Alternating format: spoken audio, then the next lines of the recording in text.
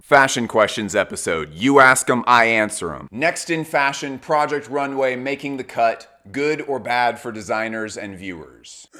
Excuse me, I'm still working over the Paris flu from Fashion Week. That's a special disease that happens when you get hundreds of people from all over the world flying through airports to come sit in the same small packed room together and double cheek kiss each other. Mwah. Savoir? Mwah.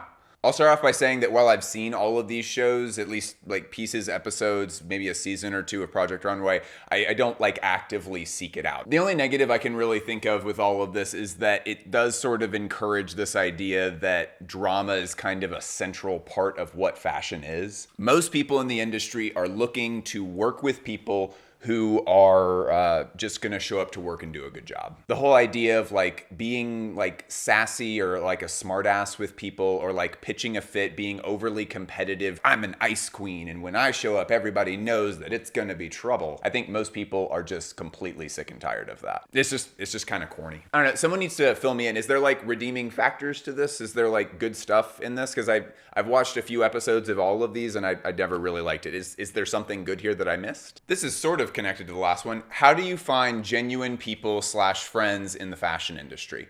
That's a super good question. A really cool thing that I've noticed since working in the industry and just kind of that I've noticed since I've gotten older, I'm 33, is that can't wait for the same thing that happens every time I mention my age to happen, where everybody's just kind of like, really? You look like you're 15. Thank you? What I've noticed as I've gotten older is that there's this cool thing that happens where the age of your friends becomes not as big or an important a deal. Like when I go to Fashion Week, there are people who are twice my age that I greatly look forward to seeing and being like, do you have time to go to dinner? Like, let's go hang out. Like, I'm gonna come like switch chairs so I can sit next to you and we can talk. All of the people that I look forward to seeing the most are either in their 40s or their 60s. They're my friends. I actively look forward to seeing them. Whereas like in high school or in college, it was like, I would look at the pool of people in the room who were around my age, and then those would be pretty much the only people who have any chance of me being friends with them. When you're well into adulthood, it just stops being weird, and you can just be friends with people who are twice your age, and it's not that big of a deal. And I found that those people oftentimes are just, I'm not gonna say better friends, they're really good friends. Just like keep an open mind and just do it the same way that you would do it at like, you know, when you went to a new school or like if you were like going to a new job. Join the Patreon, Samantha. You want me to take it again? Do you want to do like, you want to try like a couple different names? Join the Patreon, Mo. Well, we can only use like one or two. I mean, really, we can only use one. That only makes sense to use one. Can we just see which one feels most natural? Ben, please join the Patreon. Okay, this is not going to be a fun one to talk about, but we need to talk about it. Let's get into it. Pants? Let me give you an example of like what would, no. I'm gonna say yes.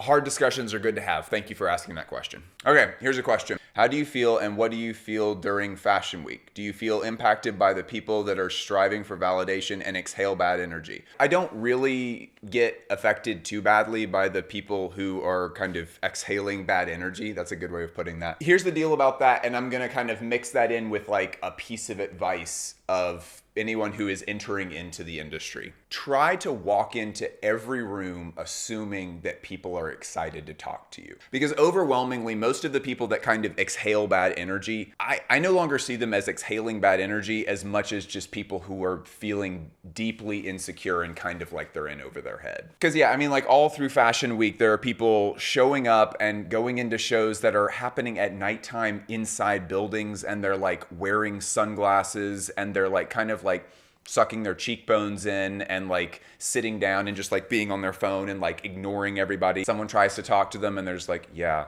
What I found is that most of those people just have really intense imposter syndrome. They're feeling super insecure. They don't feel like their place at this show is really secured, and that at any moment someone is just gonna come up to them and be like, you don't belong here, get out! Right? That's like what we're all terrified of, is that like some like adult is gonna come up to, I'm 33 years old and I'm like, I'm so scared an adult is gonna find out. And I promise nobody's gonna do that. Because frankly, if you are scooched all the way up next to somebody to where like your shoulders are bowing in because you're like so close to each other, and you sit there in silence for 15 minutes, you're being a weirdo.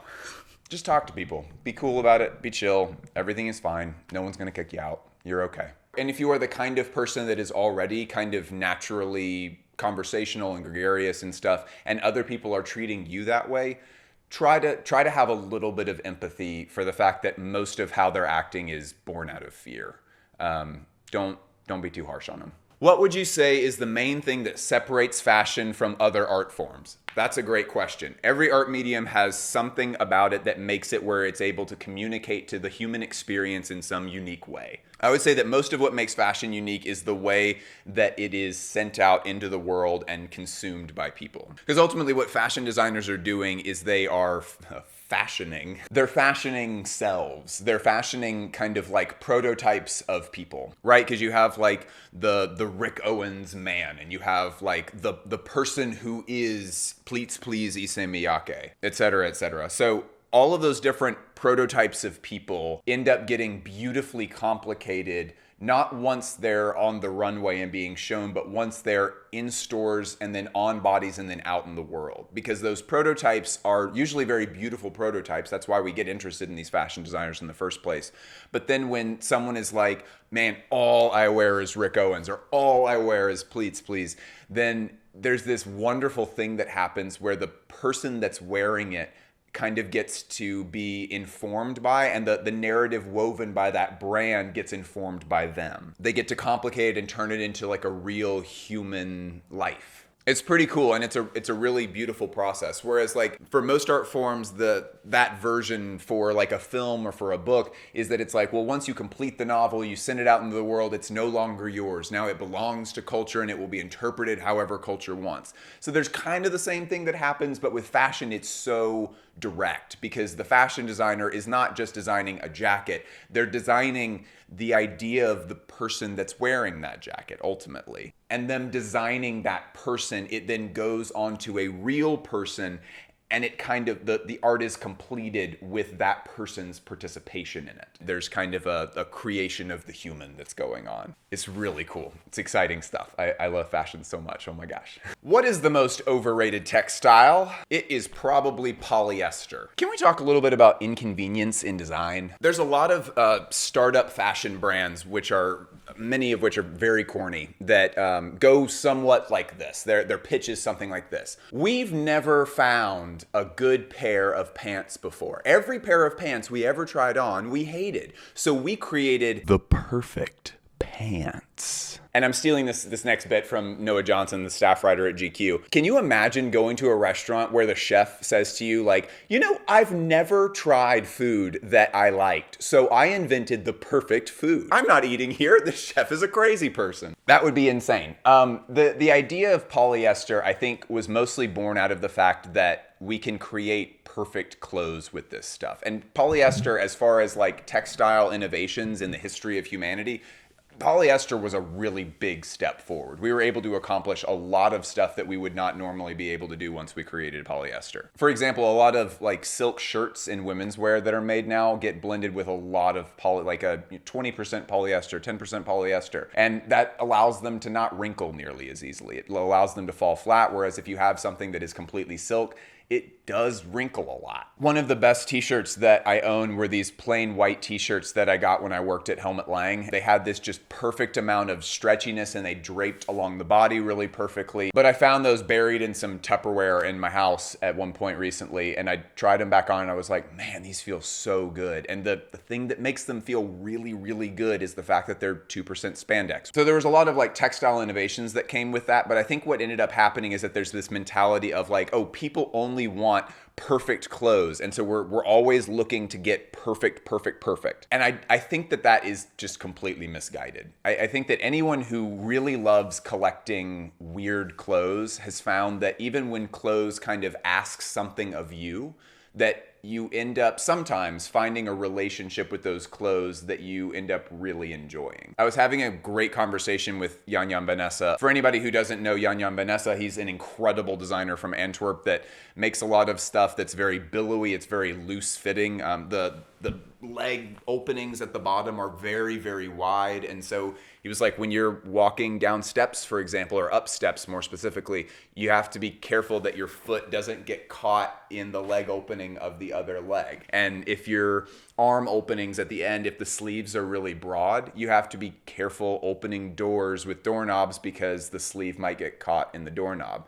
And he was like, all of this feels like it's very inconvenient at first, but then as you start to adjust to the way that the clothes are, he said that he found that it caused him to move in a more purposeful way and to not just like bang into stuff and like move around very sloppily. And that's something that I don't think you really get as much when you're looking for like the absolute perfection that polyester sort of put into the design philosophy. That idea of like, oh, no inconveniences, the clothes are going to conform exactly to how you are and they will become invisible. I don't think that that philosophy is the end all be all of what clothing design should be. And I found this too with my clothes.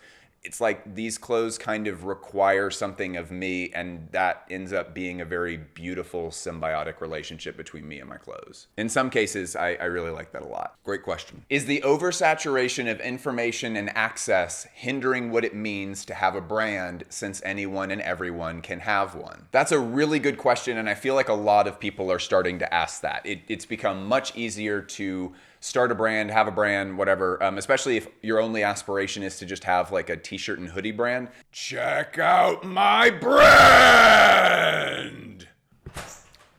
Hey, what's up? Not much.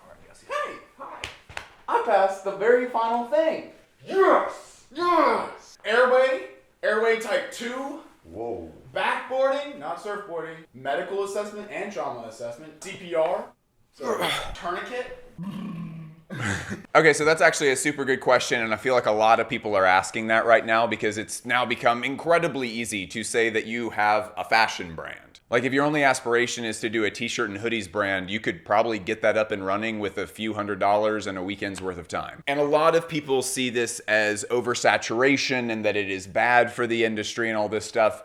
I completely disagree with that. And ultimately that easier access for the t-shirt and hoodie people makes it where the industry as a whole has gotten much easier to get into. I mean, in like the 1990s, if you wanted to start a brand, good fucking luck. People who have super good ideas were not necessarily being picked back in the 90s and the 80s and the 70s. It was people who had connections, and that's still the case now, but it's just much less so. It's much easier to just get things started all on your own. Does that mean that you're going to be successful and get a lot of sales? No, it does not. I mean, that's sort of the thing that balances all of this out, is that everybody is not going to be chosen. If you are making complex, beautiful garments, they're gonna be expensive, especially if you're a small designer, and getting those sold, that's sort of what separates out successful designers from not successful designers and ones that ultimately cannot stick around for very long. Do you have a favorite piece of clothing? No, not anymore. It changes all the time. I would say the closest thing that I have to a favorite garment is oh my gosh, wait, I can just literally go get them right now. They're in the other room. I love these things. They are ridiculously comfortable. They're perfect in the peak heat of summer because they have so much movement about them that it kind of keeps air flowing. And the funniest thing about these is that while they are very like fashion pant, I get comments from them all the time from people who are clearly not fashion people. Like I always get like comments from like dads who are like wearing like sports jerseys and stuff where they're like, man, those are some cool pants. Where do you get those? Which is so funny to me. But yeah, if I had to pick a single thing that I love the most and that I wear the most, it would probably be these. New episodes every Monday at 11 a.m. Eastern Standard Time. I love you. I mean it. Goodbye.